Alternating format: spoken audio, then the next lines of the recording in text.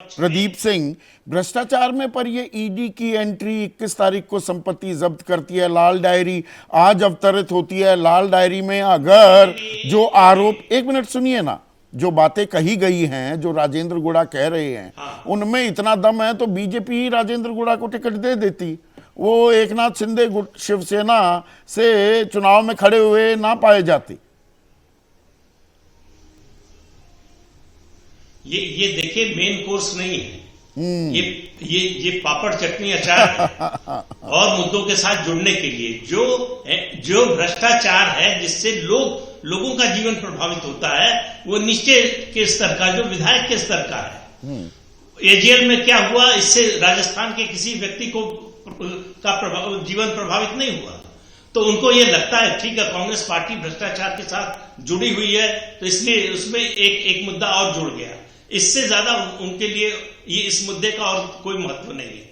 लेकिन जो विधायक का भ्रष्टाचार है वो तो उनकी रोजमर्रा की जिंदगी को प्रभावित कर रहा है। आपने एक और बात कही, कन्हैयालाल हत्याकांड जो है कि वो बड़ा मुद्दा है और उससे महिला बलात्कार और बाकी मामले भी, कानून व्यवस्था जुड़ जाती है। पर कन्हैयालाल हत्याकांड में जो आरोपी, वो तो एबीवीपी से जुड़ा हुआ पाया गया, जो विद्यार्थी संगठन है बीजेपी का। देखिए वो सब ठीक है, वो एबीवीपी से जुड़ा हुआ पाया गया। तमाम ऐसे मुस्लिम नेता जुड़े हुए हैं एबीवीपी से या बीजेपी से भी। असम का उदाहरण हमने देखा, एक बूथ पर बीजेपी को उतने भी मुस्लिम वोट नहीं मिले जितने उनके मुस्लिम संगठन के कार्यकर्ता हैं। तो ठीक है, वो मैं उसका कोई बचाव नहीं कर रहा हूं, लेकिन बात पब्लिक लाइफ में परसेप्शन की होती है। हाँ, परसेप्शन क्या बना है? परसेप्शन क्या बन रहा है कि कानून व्यवस्था बिल्कुल तार तार है। आपको कोई खास मुद्दा कि भाई ये तय करेगा चुनाव, सामने आता दिखा है? सबसे बड़ा जो इशू अभी तक मुझे लग रहा है, जो प्रदीप जी भी जिस बात का जिक्र किया है, वो है कन्हैयालाल हत्याकांड, जिसे भारतीय जनता पार्टी ने जब से ये हुआ है तब से सिमर किया है।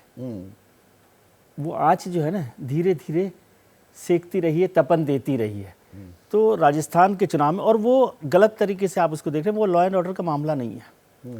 भारतीय जनता पार्टी ने कन्हैयालाल हत्याकांड को लॉ एंड ऑर्डर का मामला नहीं, कम्युनल इशू बनाया, ध्रुवीकरण के लिए, वो पोलराइज करने के लिए। हालांकि राजस्थान में पोलराइजेशन कम होता है, लेकिन भारत पाकिस्तान का क्रिकेट मैच है, टोंक में भेज दिया जाता है रमेश बिधूड़ी को। बालकनाथ अलवर से सांसद हैं, वो विधायकी का चुनाव लड़ रहे हैं। विधायकी का वो चुनाव तिजारा से लड़ रहे हैं। तिजारा मुस्लिम डोमिनेंस की सबसे बड़ी मजबूत सीट है, और वहां पर जो कैंडिडेट, ये नया एंगल आया है राजस्थान की राजनीति में नॉर्मली सांप्रदायिकता नहीं होती है, लेकिन हिंदुत्व सीधा। हाँ, लेकिन ये जो है लॉ एंड ऑर्डर का मामला नहीं है। लॉ एंड ऑर्डर का मामला रेप वाली जो आप बात कर रहे हैं, महिलाओं के साथ बलात्कार या महिला अपराध का जो मामला है, वो प्रदीप जी ने कानून व्यवस्था से जोड़ा। वो ठीक है, मैं कह रहा हूँ कि ये बीजेपी ने उसको कानून व्यवस्था की तरह देखा ही नहीं है कन्हैयालाल के हत्याकांड को।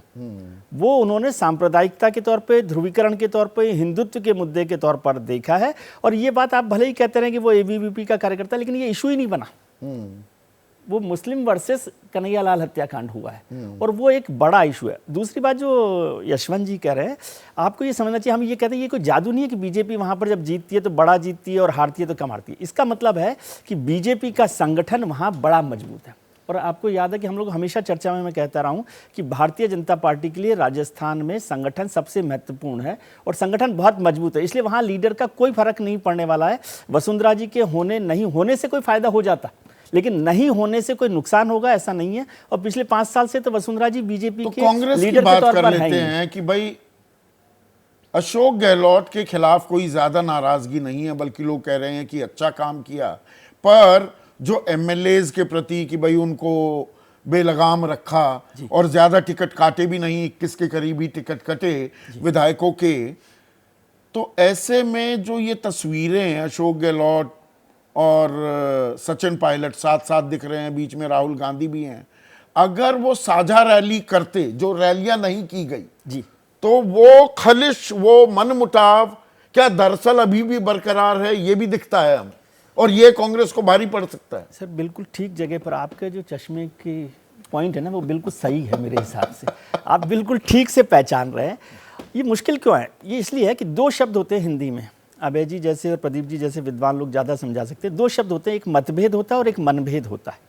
राजनीति में मतभेद तो चलते रहते हैं, मतभेद से जब आप मनभेद पर आ जाएं तो मनभेद को हल्का करते करते मतभेद तक नहीं पहुंच पाते।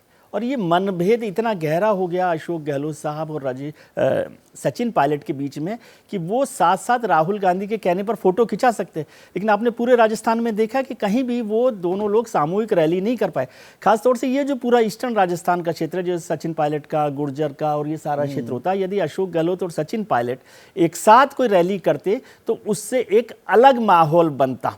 लेकिन ये राहुल गांधी या केसी वेणुगोपाल के साथ फोटो खिंचाने से सचिन पायलट और अशोक गहलोत का मुद्दा सॉल्व नहीं हो रहा। उसमें मुझे एक जो छोटी सी बात समझ में आती है, हो सकता है गलत हो, कि सचिन पायलट साहब ने भी नहीं चाहा होगा कि अशोक गहलोत साहब के साथ रैली करें, क्योंकि अगर अशोक गहलोत साहब के साथ रैली सचिन पायलट साझा रैली करते और कांग्रेस चुनाव जीत जाती है तो फिर अशोक गहलोत ही मुख्यमंत्री बनते। तो वही बनते, क्योंकि चेहरा ही है, कोई कांग्रेस ने डिक्लेयर नहीं किया कि हम जीत जाएंगे तो अशोक गहलोत ही मुख्यमंत्री। अभी तो फिर भी संभावना हो सकती है। तो मतलब नंबर 2 की भूमिका में वो नहीं दिखना चाह रहे, ऐसा मुझे लगता है। तो दोनों अपनी अपनी ताल ठोक रहे हैं। ऐसे में विजय विद्रोही, इस पर कुछ और आप ऐड करना चाहेंगे इससे पहले कि मैं आपसे पहला सवाल पूछूं?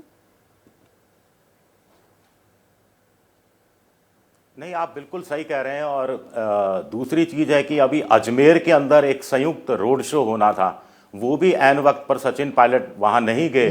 क्यों नहीं गए ये वजह समझ में नहीं आई और अशोक गहलोत को खुद ही वो समझा दी विजय त्रिवेदी करना पड़ा और वो भीड़ भी नहीं आई, वो जल्दी खत्म करना पड़ा। हाँ। जैसे ही घड़ी का काटा दोपहर 2:30 पे आए, बबीता जी का दिल सास बहू साजिश के लिए मचल जाए। और ये है इनकी बहू, पूरे दिन ऑफिस की टेंशन हो जाए गॉन जब ये करें अपना फेवरेट शो फ्री टाइम पे ऑन। इनकी तरह आप भी देखिए अपना फेवरेट शो अपने टाइम पर और डाउनलोड कीजिए एबीपी लाइव ऐप अपने स्मार्ट टीवी पर।